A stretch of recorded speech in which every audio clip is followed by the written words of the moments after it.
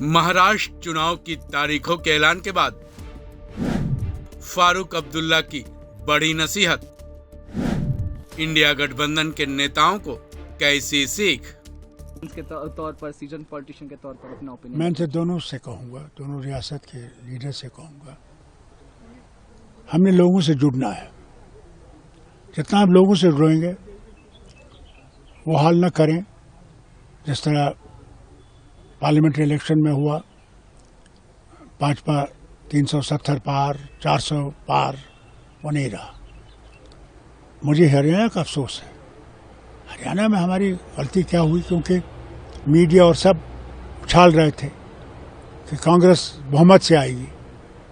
मेरे ख्याल से उसमें हम रह गए। उन्होंने इतना उसका हाइप दिया, मैं समझता लीडर मेरे ख्याल समझ गए बस हम जीत ही गए।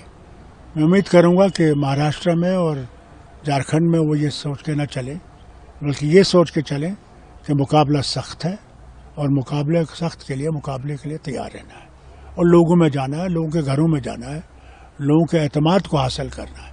जब तक लोगों के एतमाद को हासिल नहीं कर सकेंगे आप कुछ नहीं कर सकते। जम्मू में हमारी जो हालत हुई वो इसलिए भी हुई क्योंकि हमारे जो विरोधी थे उन्होंने जम्मू में हिंदुओं को डराने की कोशिश की। उनसे ये कहा ये आएंगे तो आतंकवाद शुरू हो जाएगा फिर से, जैसे कि आतंकवाद बंद हो गया। आज भी आतंकवाद है और जम्मू में ही आतंकवाद था। तो उनसे डराया गया कि ये आएंगे, ये करेंगे, वो करेंगे, तुम्हारा हाल नहीं है, कुछ नहीं होगा। और हम पीछे रह गए। जिस उम्मीद से हम ये करते थे कि हम लोगों से ये डर निकाल सकें, उसमें हमारे कांग्रेस के नेता नहीं आगे बढ़े। माफ़ी मांगता हूँ कहने को, ये सच्ची है। अगर वो इससे ज़्यादा आते, लोगों में बैठते, लोगों के साथ जाते और लोगों से कहते ये जो प्रोपेगेंडा कर रहे हैं सब गलत है, हम आपके साथ हैं, भारत आपके साथ है, तो मेरे ख्याल से हमारी स्थिति ये नहीं होती जो आज हुई है। मगर अब हम पे एक बहुत बड़ी जिम्मेवारी हो गई है कि हम उनके दिल जीते और जम्मू वालों को ये कहें कि जो आपके ऊपर ये इन्होंने एक छाप डाली थी वो गलत है। कोई भी यहाँ पे कश्मीर में जो भी है, मुसलमान नहीं चाहता कि हिंदू आबाद नहीं हो, वो चाहता है कि हिंदू आबाद हो, चले। जम्मू इतना ही आगे तरक्की करे जितना कश्मीर है। हम वो नहीं है जो G20 यहाँ करेंगे, जम्मू को इग्नोर कर दिया। एम्बेसडर्स लाए, कश्मीर लाए, जम्मू क्यों नहीं ले गए? अब ये जो है अभी इलेक्शन हुआ उसमें इन्हें एम्बेसीज के लोग लाए, जम्मू क्यों नहीं ले गए? क्योंकि मैं आपसे कहना चाहता हूँ, कायदे आज़म ने सबसे बड़ी गलती जो की थी जिन्ना साहब ने, वो समझते थे कि कश्मीर उनकी जेब में है क्योंकि हम मुस्लिम मेजॉरिटी स्टेट है। इन्होंने भी मेरे ख्याल से ये सोच रखा है कि जम्मू क्योंकि हिंदू है वो हमारी जेब में है, जो हम कहेंगे वही होगा। और गलत है, इसको हमने बदलाना है। मैं भारत के लीडरों से भी कहूँगा, बीजेपी के, कि इस नैरेटिव को छोड़ दीजिए।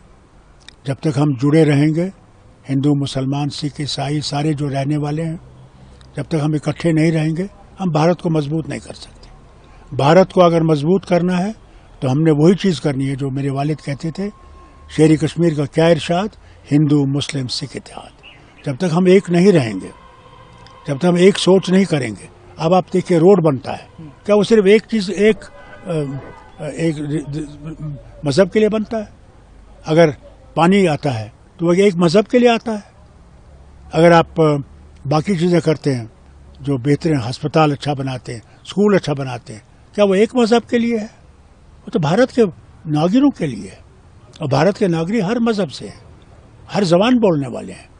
मैं हर वक्त कहता हूँ मेरा ज़बान कश्मीरी है, तमिलनाडु की ज़बान तमिल है। न वो मेरी ज़बान समझता है, मैं उनकी ज़बान समझता। हमारा कल्चर डिफरेंट, हमारे खाने के हैबिट्स डिफरेंट, हमारा हर चीज़ डिफरेंट। फिर क्या जुड़ाता है हमें कि हम इकट्ठे इस मुल्क को बना सकेंगे, इकट्ठे हम इसका तकलीफ़ें दूर कर सकेंगे। जब तक हम में ये सोच नहीं आएगी हम लोग आगे नहीं चल सकेंगे।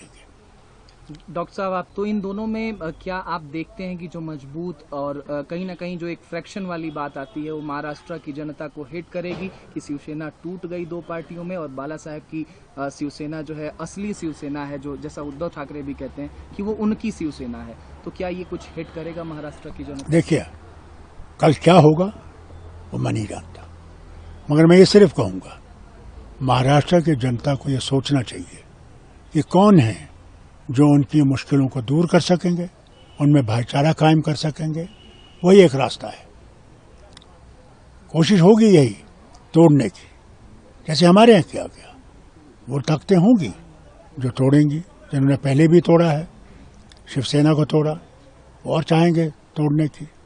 मैं उम्मीद करूंगा कि उसमें ना फंसे और मजबूत सरकार बनाएं जो वहाँ के लोगों के हित में हो। मतलब आप ANI के साथ बातचीत की, महाराष्ट्र में इंडिया अलायंस की सरकार आ रही है?